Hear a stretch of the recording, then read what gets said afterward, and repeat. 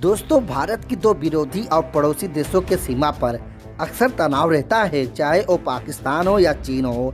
लेकिन इसके साथ भारत का बॉर्डर इतना लंबा है कि इन्हीं इलाकों में छोटे छोटे गांव भी है जहां लोग दशकों से रहते आ रहे हैं। लेकिन आज जब विवाद रोज का ही है, आए दिन फायरिंग और घुसपैठ जैसी घटनाएं इन इलाकों में सुनने में आती है, तो दोस्तों एक बार का ये जानने का मन जरूर होता होगा कि आखिर LOC LAC से सटे इन गाँव की क्या हालत है और कितना मुश्किल है इन इलाकों में रहते हुए अपना जीवन चलाना। इसलिए आज के इस वीडियो में हम आपके लिए बॉर्डर से लगने वाले कुछ गाँव की कहानियाँ लेकर आए हैं, जिसको देखने के बाद आप खुद अंदाज़ा लगाइए कि कितना मुश्किल है ऐसे किसी गांव में रहना। सबसे पहले दोस्तों हम वो गांव की बात करते हैं जो पंजाब के तरन तारा में भारत पाक सीमा से महज 200 मीटर दूर पर बसा है, जिसका नाम है कल्स। दोस्तों अब आपको ये जानकर हैरानी होगी कि जिस तरह से हम और आप अपने सामानों को पूरे घर में फैलाकर या फिर अलमारी में रखते हैं, लेकिन दोस्तों यहाँ ऐसा नहीं है, क्योंकि गांव में ज़्यादातर परिवार अपना सामान बाहर ही रखते हैं, क्योंकि पता नहीं कब उन्हें गांव खाली करना पड़ जाए। इसीलिए जम्मू कश्मीर के बॉर्डर पर जैसे ही तनाव होता है तो इस गांव में भी एकदम दहशत का माहौल बन जाता है।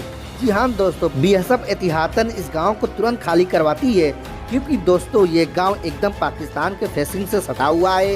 इसी कारण गांव वालों की शिकायत भी है कि उनका कहना है कि वो लोग वोट तो देते हैं, लेकिन उसके बदले उन्हें विकास नहीं मिलता है। दोस्तों इस गांव के अधिकतर लोग आर्थिक रूप से पिछड़े हुए हैं।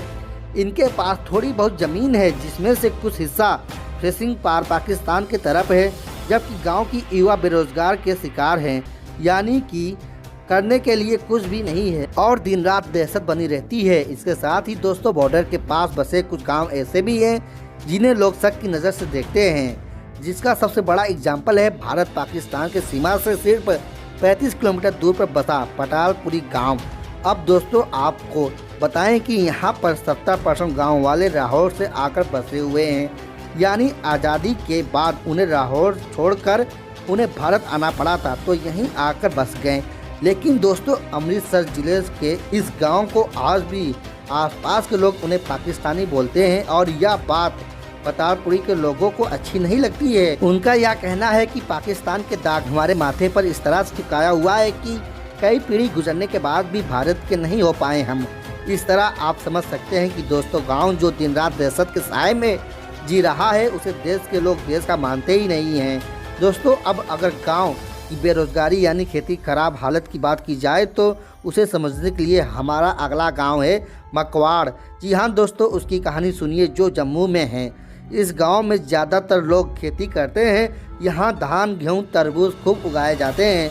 मकवाड़ का तरबूज जम्मू में बहुत ही फेमस है। खास बात यह है कि इन लोगों के खेत भारत पाकिस्तान के बॉर्डर से एकदम सटे हुए हैं। इसके चलते दोस्तों इन लोगों के लिए खेती करना उतना आसान नहीं है जितना देश के दूसरे किसानों के लिए है। इसके साथ ही दोस्तों लोगों को रोज खेत में जाने से पहले अपना ID कार्ड आर्मी को दिखाना होता है। वो ID कार्ड जमा करवा लेते हैं और उन्हें टोकन देते हैं। दिन भर टोकन वो अपने साथ रखते हैं और खेत पर काम करते हैं। दोस्तों अब ऐसा क्यों करवाया जाता है, इस बात को समझते हैं तो आर्मी के हिसाब से बॉर्डर के पास वही जा सकता है जिसकी खेत है। इसके अलावा बिना आर्मी के परमिशन के कोई दाखिल नहीं हो सकता। बॉर्डर से लगे जितने भी गांव हैं दोस्तों, सभी के खेत में जाने के लिए ऐसा ही होता है। यानी इस गांव की कहानी से आप ये समझ सकते हैं कि बाकी के गांव के साथ भी ऐसा ही होता होगा। दोस्तों अब अगर हॉस्पिटल और स्वास्थ्य सुविधाओं की बात की जाए तो दोस्तों उसे इस गांव के एग्जाम्पल से समझते हैं। कहानी है राजस्थान के जैसलमेर के बिदा गांव की। यह गांव हिंदुस्तान और पाकिस्तान के बीच बॉर्डर के करीब है। ये गांव राजस्थान के रेतीली इलाकों के बाकी गांव जैसी ही है, जीने के लिए हर जरूरी सुविधाओं से दूर, बहुत ही दूर। दोस्तों ये गांव जहां 900 से ज़्यादा लोगों की आबादी है, उस पर सिर्फ एक हेल्थ सेंटर है। यानी कि दोस्तों सिर्फ एक हेल्थ सेंटर और एक नर्स है। लेकिन दोस्तों अफसोस की बात यह है कि डॉक्टर एक भी नहीं है। इसी कारण यहाँ सबसे ज़्यादा महिलाओं के लिए मुश्किल होती है, क्योंकि डिलीवरी के टाइम पर उन्हें सही इलाज नहीं मिलता है। पहली बात तो यहाँ 25 किलोमीटर तक कोई हॉस्पिटल ही नहीं है। गांव में सिर्फ एक सब सेंटर है, एक नर्स है और दोस्तों अगर वो नर्स छुट्टी पर चली जाती है तो लोगों को 65 किलोमीटर दूर जाना पड़ता है। लेकिन इसके लिए यहाँ एम्बुलेंस नहीं है। एम्बुलेंस आए भी कैसे, क्योंकि मोबाइल का नेटवर्क यहाँ नहीं रहता है। दोस्तों यहाँ अगर मान लीजिए नेटवर्क आ भी गया तो शहर से एम्बुलेंस आने में बहुत वक्त लगता है। ऐसे में अगर किसी इमरजेंसी सिचुएशन में इन लोगों के साथ क्या होता होगा दोस्तों, ये आप ही खुद अंदाज़ा लगा लीजिए। अब दोस्तों अगर इसी में चीन से सटे गांव की बात करें तो वहां के हालात और भी बदतर हैं, क्योंकि वहां तो बॉर्डर पर सटे गांव में कोई फिशिंग भी नहीं है, जिसका एग्जाम्पल है छोगड़ा गाँव। दोस्तों छोगड़ा गाँव जो अरुणाचल प्रदेश में चीन की सीमा से लगता हुआ अगली गाँव है। पहाड़ों और छोटे छोटे झरनों के बीच से होकर एक बेहद संकरा रास्ता यहाँ जाता है। छोगड़ा गांव में रहने वाले 50 परिवारों की कमाई का जरिया इलायची की खेती है। यहाँ पर रहने वाले लोग मिसमी जनजाति के हैं, जिनके अपने कई सीमा पार चीन में रहते हैं। लेकिन दोस्तों यहाँ पर ना ही टीवी है और ना ही मोबाइल नेटवर्क है। चिकित्सा सुविधा नज़दीकी हॉस्पिटल भी पूरे 5 घंटे दूर है।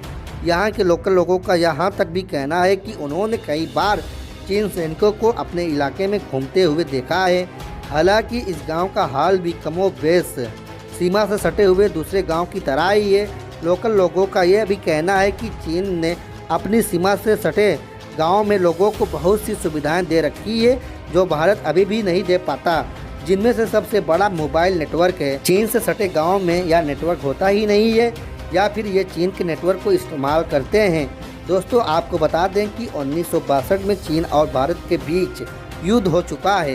इसके साथ ही दोस्तों सीमा से लगी परेशानियों को दूर करने के लिए एक बार पूर्व सेना अध्यक्ष बीपी मलिक ने यहाँ तक भी कहा था कि चीन से लगती सीमा पर लाइन ऑफ एक्चुअल कंट्रोल को नक्शे पर तय किया जाना चाहिए। इसका सबसे बड़ा फ़ायदा ये होगा कि लोगों को ये पता चल जाएगा कि वो किस इलाके में हैं। हालांकि उनका यह भी कहना है कि चीन की वजह से यह अब तक नहीं हो पाया है। इसी वजह से चीनी सैनिक इस इलाकों में दिखाई दे जाते हैं। जी हाँ दोस्तों, तो दोस्तों ये हैं वो इलाके, वो गांव जो कि भारत, पाकिस्तान और चीन के बॉर्डर के पास हैं और मुश्किल का सामना कर रहे हैं। तो दोस्तों यह जानकारी आपको कैसी लगी, हमारे वीडियो के कमेंट बॉक्स में कमेंट करके हमें बता सकते हैं। और हाँ दोस्तों, अगर यह वीडियो अच्छी लगी हो तो वीडियो को एक लाइक कर दें। इसके साथ ही दोस्तों चैनल पे नए आए हों और अभी तक हमारे इस चैनल को सब्सक्राइब ना की हो तो चैनल को सब्सक्राइब कर दें और बेल आइकन को भी ऑन कर दें, ताकि हमारी नई वीडियो जब भी अपलोड हो आपको आसानी से मिल सके। दोस्तों मिलते हैं फिर ऐसे ही नए इंटरेस्टिंग वीडियो के साथ। बने रहिए आप लोग हमारे इस यूट्यूब चैनल में। तब तक के लिए जय हिंद दोस्तों।